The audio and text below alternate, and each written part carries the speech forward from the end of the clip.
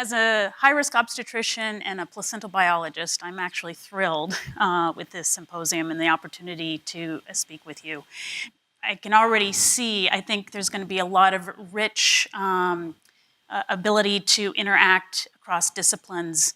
I'm already beginning to understand my neuroscience colleagues' insistence on talking about these ECLs as an obstetrician, preeclampsia and preterm birth and breech presentation don't fit all in the same bucket. And so I think as we get more down to discreteness, male, female, what are the obstetrical complications? Maybe we'll get even further clarity on insights from these big buckets. This is going to be a dual talk. My goal is to provide just a kind of a background in placental biology, kind of a 101, and highlight some of the key developmental differences between mice and humans, given our use of mouse models to try to understand mechanism, and human biology to understand our health and disease. So the placenta is a key regulator and orchestrator of a healthy pregnancy outcome. The placenta doesn't only just provide a role in transport of oxygen, nutrients, and waste and carbon dioxide across the placenta from mom to fetus and vice versa, but the placenta actually has to serve many of the fetal organ functions, as well as is a tremendous endocrine organ that is sending signals both to the mom and to the fetus. In fact, the placenta actually changes mom's metabolism, her glucose metabolism, her lipid metabolism, for the benefit of fetal growth and development. And the placenta is also key in modulating the maternal immune system for tolerance of the pregnancy, and is probably very much involved with the kind of an enhanced inflammatory milieu that goes along with pregnancy. The placenta is also providing a conduit of communication of the sensing of stresses, dietary and environmental conditions of the mom and her environment to the fetus. So the placenta is really central to pregnancy health, and placental function or dysfunction accounts for many of the obstetrical complications that we see. So a key concept is the placenta does have sex.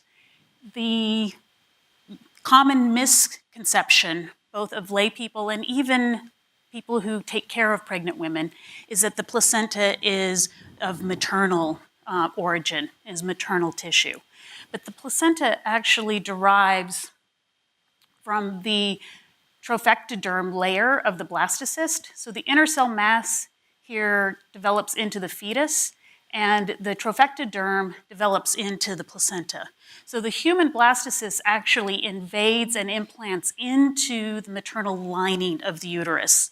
And the outer layer develops into the placenta.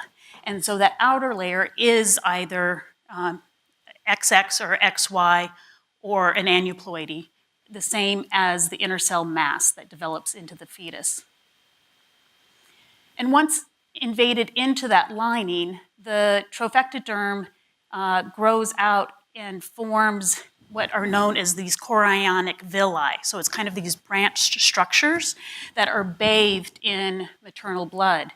And these chorionic villi structure actually grows and develops circumferentially around that entire sphere.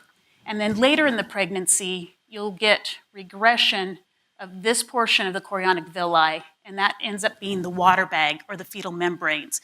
And you get enhanced development down at the base, which is your placental disc. So that's what most people are familiar with, is the disc or afterbirth, after delivery in pregnancy. And so this just shows a representation of what that chorionic villus tree structure is in terms of thinking about now at the cellular level, what is the structure of the human placenta. So the villi is lined by a layer of cytotrophoblasts, and a syncytium, which is the fused cytotrophoblast. So it's kind of a bark of that tree structure that is bathed in the maternal blood. The placental membrane, or that portion of tissue that oxygen, gases, nutrients, and waste has to exchange across, goes from the maternal blood, which is in this intervillous space, across the syncytium, the cytotrophoblast, and then finally into the fetal vasculature that's running through the branching structure and then onto the fetus. So in humans, you have a syncytium in direct contact with the maternal blood, the cytotrophoblast, and then the fetal vasculature. And the cytotrophoblasts not only form the syncytium, but in humans, which is your most invasive type of placenta, the cytotrophoblasts actually migrate through the lining of the uterus up into the muscle layer of the uterus and actually remodel the maternal vasculature all the way up into the myometrial layer of the uterus as well. So this is what the human placenta looks like through development. What's important to understand is placentas are not a highly conserved organ. It's one of the most diverse organs in mammalian biology. And so, in contrast, the mouse placenta, still the extraembryonic or placental material derives from that outer blastocyst layer, but develops on one side, this ectodermal cone, that then turns into that disc shape. So even early development is different. And rather than forming a chorionic villus tree structure, actually forms as a labyrinth. You can think about the labyrinth as a sponge with channels, with blood from mom and blood from fetus coming through different channels that cross a countercurrent exchange system. And so on the mouse placenta, rather than a pool of blood that then is exchanging with this fetal circulation through branching structures, in the mouse, the labyrinth layer is the majority of the placenta. There's some other distinct layers that are different than humans. But the maternal blood goes to the bottom of that sponge and then percolates back up through its channels. And then on the fetal side, the fetal blood goes to the top of the sponge and percolates through adjacent channels down back towards the fetus. So you have a very efficient countercurrent mechanism that's different than with humans. And then at the cellular level, in contrast to humans where there's the two layers of trophoblasts, the syncytium and the cytotrophoblast, and those cells are different, of different differentiation, have a different transcriptome. In the mouse, you actually have 3 layers of trophoblast-derived material. So this represents the fetal circulation with the endothelium. The mouse placenta has 2 syncytium, and then a layer of cytotrophoblast that lines the vascular channels that the maternal blood is going through. So the mouse actually, again, has 3 layers, each with a different transcriptome, each with a different expression pattern. And here, the cytotrophoblast, not the syncytium, is in direct contact with maternal blood. So while the placenta is conserved in the sense that it serves the function of supporting the growth and development of the fetus, serves a transport mechanism, serves an endocrine mechanism, when you get to the anatomy and the cellular level, there are differences between the mouse and the human placenta. So it's important just to have an understanding of that when you're reading the literature and trying to understand why things are the same or different between model systems. So I'm going to hand over the talk now to Dr. Braun, the postdoc who's come to my lab and brought this question of understanding what about placental sex impacts placental function and obstetrical outcome. Thanks, Dr. Winn. Am I good? So today I learned that if you come to a talk in a turtleneck, you get one of these mics. So as Dr. Winn, I'm giving it all away. There we go. As Dr. Winn described, we were looking, or I'm going to tell you today both about our insights that we're gleaning from mouse and human placenta. And despite the fact that they are very different in a number of ways, one of the things that is shared is that both mouse and human pregnancies show male vulnerability. And so that might be something that we can actually use mouse to get insight into human biology. But understanding placenta and sex differences was not anything close to what I started off this project looking at. I was a neuroscience graduate student, and I was interested in fetal brain development. So I'm another neuroscientist that has no business in the placenta, but ended up there anyway because it's really important. So what I originally was looking at was how maternal immune complications in pregnancy impact fetal brain development. And the reason that I was looking at this was I was working with Theo Palmer, who's in neurosurgery here, who was trying to model maternal immune activation in early to mid-pregnancy. And the reason that we were doing this is because it's been pretty well established that infections during pregnancy are associated with atypical neurodevelopmental outcomes, particularly autism spectrum and schizophrenia spectrum disorders. And all of these associations between inflammation during early to mid-pregnancy and neurodevelopmental outcome seem to occur in this window that you could consider to be a sensitive period in the late first, early second trimester. And as Dr. Weinberger alluded to earlier, autism and schizophrenia spectrum disorders both show pronounced male bias in terms of their incidence and their severity and their presentation. But why the male bias occurs and what's underlying that is really poorly understood. So what we were initially looking at had nothing to do with placenta or sex, but those became really important to understand where the connection lies between maternal inflammation and altered fetal brain development. So we know from humans that mid-gestation is a vulnerable window, but how do you model that in a mouse?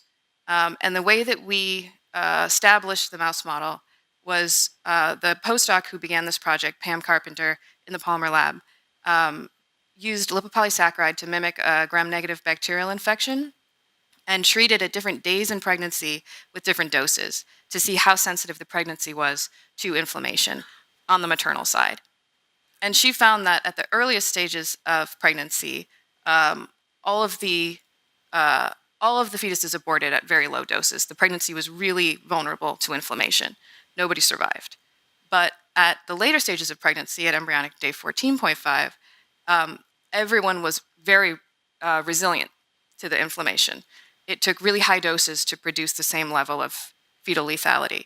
But somewhere in between, at embryonic day 12.5, you can see that at the lowest doses, they were survivable with some loss, and then at higher doses, it was lethal. And so that kind of pointed us to a window in mouse pregnancy where the pregnancy is vulnerable to inflammation and pathology caused by maternal inflammation, but robust enough to survive to term so that you can actually look at offspring. You have offspring that have been impacted by inflammation, but still have survived to postnatal life. So we, at embryonic day 12.5, what we did was we treated with a low dose of lipopolysaccharide. This produces a mild to moderate inflammatory event. And it produced a maternal immune response that propagated through maternal circulation to the fetal-maternal interface. And we saw that at the acute stages of the inflammatory event, the fetal placenta showed hemorrhage and necrotic cell death in the spongiotrophoblast layer, which, as Virginia showed you, is the layer in the mouse placenta that is closest to the fetal-maternal interface. But that layer is not exactly analogous to anything in the human placenta. So we saw hemorrhage, cell death in the mouse placenta. We see, accompanying that, hypoxia in the fetal brain and changes in the way that cells divide in the developing mouse cortex. I can't go into the details of that because that would be an entirely different talk, but we're seeing placental pathology, changes acutely in mouse brain, and those changes actually led to long-term changes in the way that the adult cortex was organized. Certain cell populations were depleted, some were increased, but overall, the organization of cortex from this one single event in mid-pregnancy was permanently altered in these mice. And accompanying that, there were changes in adult behavior. There were changes in social interaction, decreased social interaction, deficiencies in working memory, and increased repetitive behavior in the males, not in the females. And that's something that other people who study other versions of maternal immune activation see as well, that when you create this inflammatory event in pregnancy and you look at the long-term outcome in the offspring, you see that for some reason males are impacted more severely than females. And while it's widely observed, it doesn't really make sense when you think about the fact that the males and the females here were litter mates. They were exposed to the same inflammation at the same time, and they, for some reason, don't have the same atypical outcome. So what I wanted to do was, working back from the behavior, at what stage in this timeline did the male and the female trajectories start to diverge? Was it in the brain, or was it even earlier in the response in the placenta? And when I started to look backwards, I found that the changes in the cortex were more pronounced in the males, in the adult cortex. I found that the changes in the fetal brain were more pronounced in the males. But then I wanted to go one step back to the first domino in the cascade and see, does the sex difference exist even earlier in the initial damage and response in the placenta? So I wanted to go back and look at the damage that we observed in the placenta. And the way that we measured this was we looked at necrotic tracts in that spongy trophoblast layer of the mouse placenta, which you can see here as on this H&E stain. They're the pink tracts with the sort of pycnotic nuclei. And this is an area that has died during the inflammatory event in the mouse placenta. So under normal circumstances, there's no damage in this region. At a very low dose of lipopolysaccharide, some placentas start to show some damage and some are unaffected. And then at the higher dose, more placentas start to show damage and some are not affected or mildly affected. So I went back with this same data set and I genotyped all of the placentas that we had looked at for their sex, because they had a sex, it's not readily apparent what a fetus's sex is, so it's not something we had been keeping track of. But you can go back, and even from the placentas itself, I was able to genotype them for sex and reanalyze that same data set. And what I found was that actually all of the placentas that were damaged at that lower dose were male. The females at that lower dose look exactly like the controls, and if you go up to the higher dose, the males start to show damage more in this really dangerous range of 8 to 15%. And the females start to look more like the males of the previous dose, but are not as severely affected at that dose either. So to me, that kind of suggested that there might be a lower threshold for inflammatory damage in male placenta than in female placenta. And at the same time, what's happening in development in terms of the placenta is that a dimorphism emerges from embryonic day 12.5 to 13.5 under normal circumstances. Male placenta would grow more during that period than female placenta would. They have a more shallow trajectory. But when you treat with lipopolysaccharide, you can see that while female placental growth was not affected during that window, it grew at the normal rate, male placental growth was diminished by the inflammatory insult. And so we have the increased damage and also this decreased growth potential in the placenta following this inflammatory event. And then, as I told you, all of those downstream effects in the fetal brain and in the adult brain show a similar boost in male. So if there's hypoxia in the fetal cortex for female, it's a little higher in the male. if there's disorganization in cortex for the female, it's a lot more pronounced in the male. So it seems like that sensitivity to the downstream effects of the inflammatory event track with the initial differences that we see in the placenta. But what's damaging the placenta, and where does that sex difference, what is underlying the sex difference that we see in the pathology? And the major inflammatory mediators that are present in placenta at the peak of the inflammatory event, at 2 hours after treatment with lipopolysaccharide, the two main, the two most abundant inflammatory mediators on the fetal side of the placenta are CXCL1 and CXCL2, both of which are neutrophil chemoattractants. They are the sort of they're the business end of the LPS response in the fetal placenta, and they both signal through the same receptor.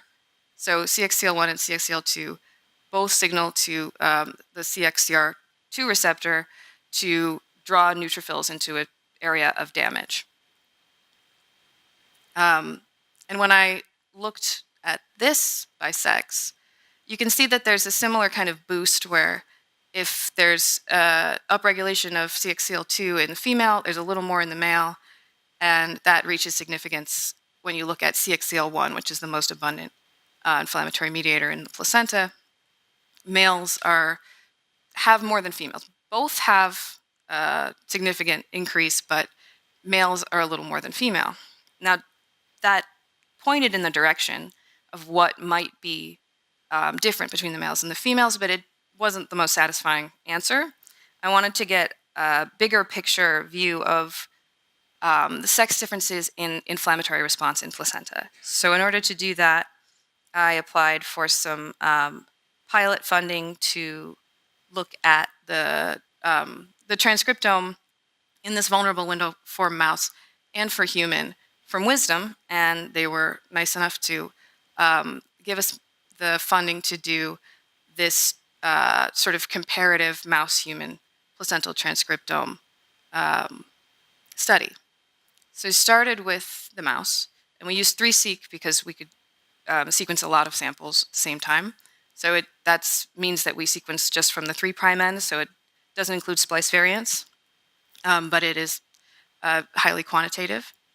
And so what we did was we took pregnant females at 12.5, and we either treated with saline or with lipopolysaccharide.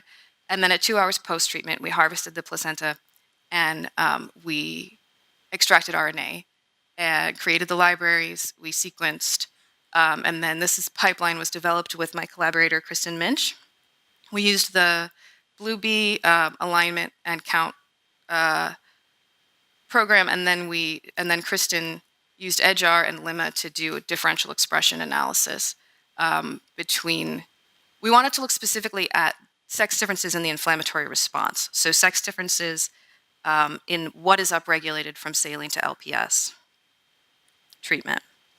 And what we saw was that when you look at the total inflammatory response, what's happening at the peak in the placenta, you can see that those two neutrophil chemoattractants are two of the biggest transcripts that are upregulated, as you would expect, in both male and female, among other sort of obvious inflammatory response genes.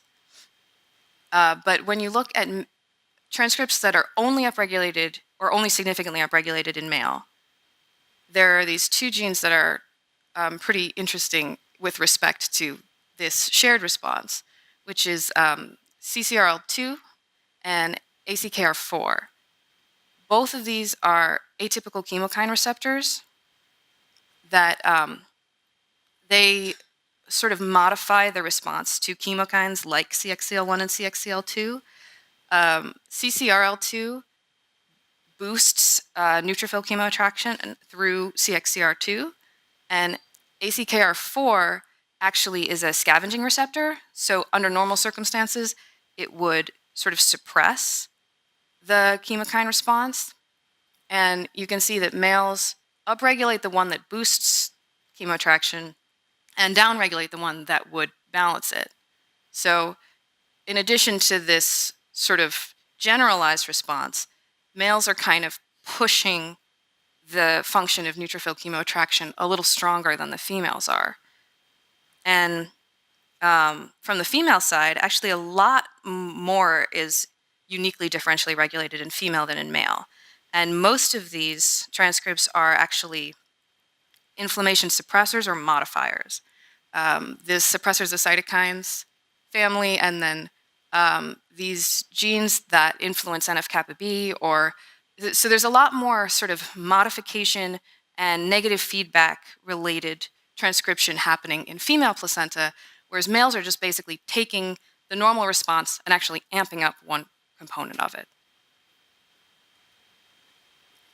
So this was interesting in relation to the LPS model because it was recently demonstrated that CCRL2 is required for CXCR2-dependent neutrophil recruitment and tissue damage in an arthritis model, meaning that CCRL2 is actually forming dimers with the main receptor, CXCR2, and increasing neutrophil, specifically pulling more neutrophils out of circulation, increasing the arrest of neutrophils, and potentially the extravasation of neutrophils into the tissue. So that gave us a really interesting way to follow up what we were seeing, because this is the same type of damage that we were seeing in the placenta as well. So CCRL2 is now an interesting target that we can look at specifically as the sort of inflection point for the sex difference.